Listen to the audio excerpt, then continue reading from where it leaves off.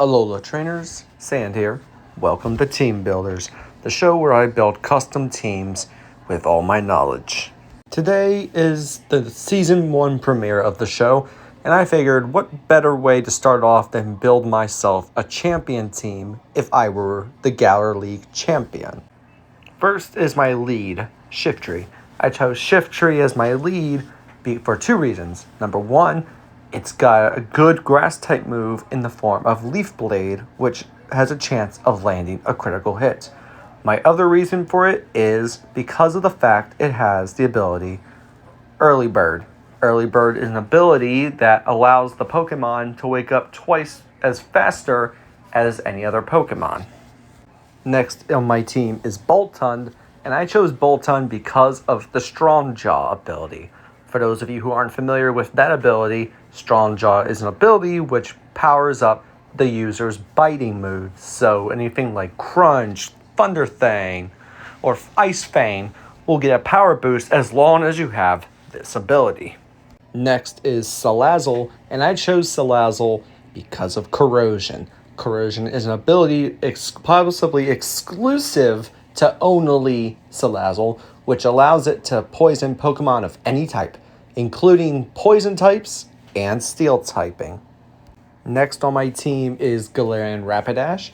I chose Galarian Rapidash because of its ability, Pastel Veil. For those of you who don't know, it's an ability that was first introduced in Generation 8, which protects the Pokemon and any partners it has in battle from getting poisoned. Next is Garchomp, and I chose Garchomp because of Sand Veil. Sand Veil is an ability that allows Garchomp to boost its evasiveness during a sandstorm. Last for my team is Blastoise. And because it's my ace, I'm going to make Blastoise Gigantamax. I chose Blastoise for 2 reasons. Number 1, it's an old-timey classic Pokemon that many Pokemon fans know, and I actually like its move pool. But my personal reason is because of Leon. Leon's official ace is Charizard, so I figured it'd be right to beat the current champion who uses the Kanto starter with the Kanto starter that's stronger against Charizard, Blastoise. So this is the final team, so let's get in there and catch them all. Alright trainers, it's been a full week, but let's check out the final team. Because the team is fully trained up and has all their moves and items. So let's take a look at them. For starters, here we got my lead, Shiftry, at max level, holding a muscle band to give its physical moves a power boost. His HP is 327. His attack is 240. His defense is 166. His speed is 243. His special defense is 138, and his special attack is 202.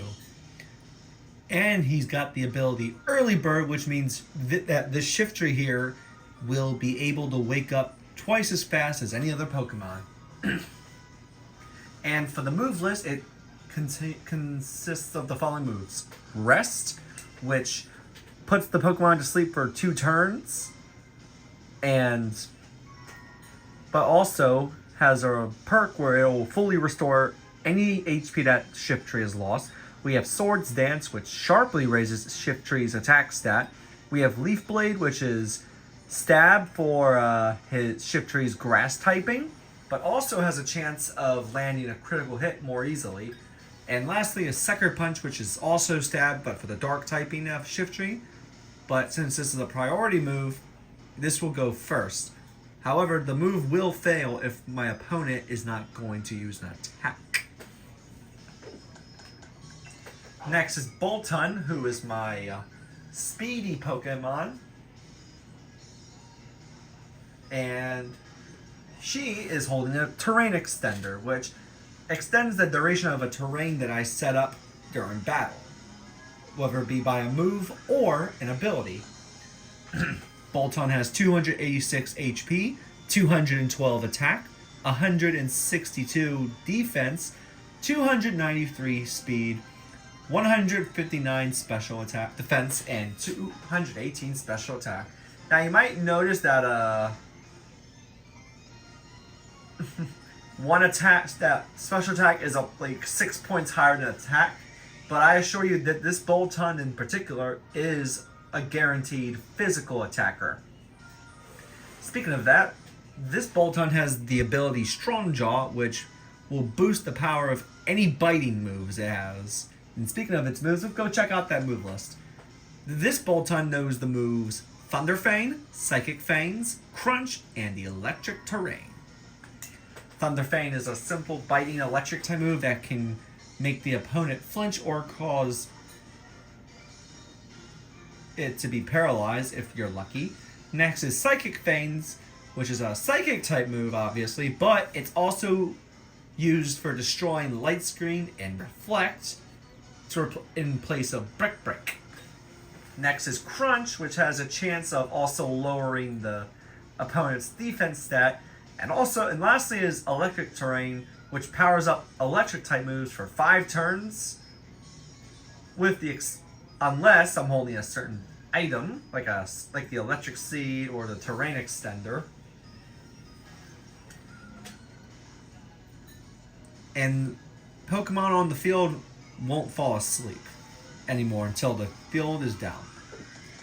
Next is my Poisoner Staller, which is Salazzle, who is holding a pair of heavy-duty boots, which will prevent it from activating any effects of traps set on the battlefield. Salazzle's HP is 276, followed by 158 for attack, 130 for defense, 290 for speed, 154 for special defense, and 236 for special attack. And her ability is her signature ability, Corrosion, which allows the Pokemon to poison the target, even if it's a steel or poison type. Speaking of which, we got the perfect move set here for Salazzle when it comes to me. Toxic, which badly poisons my target. And the best part about this type of poisoning is that the damage it deals will get worse every turn. Speaking of which, we also have Venoshock, which doubles its power if the target's poisoned. We have Flamethrower, which has a chance of burning an opponent. And we got Dragon Pulse. Next is Rapidash, Galarian variant, who is holding a Life Orb, which will power up my moves each turn, but at the cost of some HP for every move it lands, basically. This Rapidash has 295 HP, which is 5 points away from that perfect 300. This guy also has 251 physical attack, 166 defense, 280 speed, 220 special defense, and 195 special attack. And this Rapidash has the ability Pastel Veil, which protects this Pokemon and any allies it has in the future from being poisoned. Now, that would make it good for double battles or multi-battles. And speaking of poison moves now, this one's got Psycho Cut, which has a good chance of landing critical hits more easily. Mega Horn, which is just a big old powerhouse move. Protect to use every now and then to not take any hits of damage or anything. And Psychic Terrain, which protects Pokemon on the field from priority moves, but also powers up this one's Psycho Cut. Next on my team is Garchomp, my, heavy hitter, but also weather-based attacker, who is holding a Smooth Rock, which extends the duration of Sandstorm when used by the holder. This Garchomp has 381 HP, followed by 343 attack, 236 defense, 275 speed, 210 special defense, and 161 special attack. And is equipped with the ability Sand Veil, which boosts this Garchomp's evasiveness during a sandstorm. Speaking of sandstorms, here's its move list. Its most important move being Sandstorm, which summons a 5-turn Sandstorm to hurt any Pokemon on the field except Rock, Ground, and Steel types. And it also raises the special defense stat for rock types on the field. Then we got its dragon type move, which is Outrage, which is a powerhouse move for 2 to 3 turns, but then at the cost of confusion afterwards. Next is Earthquake to hit multiple targets, minus flying types, or Pokemon with the ability Levitate, or an item that prevents them from being hurt by Earthquake. And Swords Dance, the sharply raised attack. And lastly is the ace of this team, G-Max Blastoise, who is wholly a Mystic Water, which will boost the power of Water-type moves. This Blastoise has 307 HP, followed by 242 physical attack, 266 defense, 210 speed, 232 special defense, and 245 special attack. And this Blastoise has had its Dynamax level maxed out since this is the ace of the team, and is equipped with the casual Water-type starter ability, Torrent, which powers up Water-type moves when this Pokemon's HP is low enough. Speaking of that, we have the move list, which is Iron Defense for sharply raising defense, Hydro Pump, so that way we have a Water-type move to use for the G-Max move, but also it's a high-hitting move. We have Ice Beam, which has a chance of also freezing the opponent, and Dragon Pulse as well. Now, you may have noticed that this entire team has its speed stat past 200. That's because for this team in this episode, I tried something different stat-wise because I sent this team to the speed training course at Hammerlock University, which made them all faster than usual. So, let's get over to the battle and test this team out.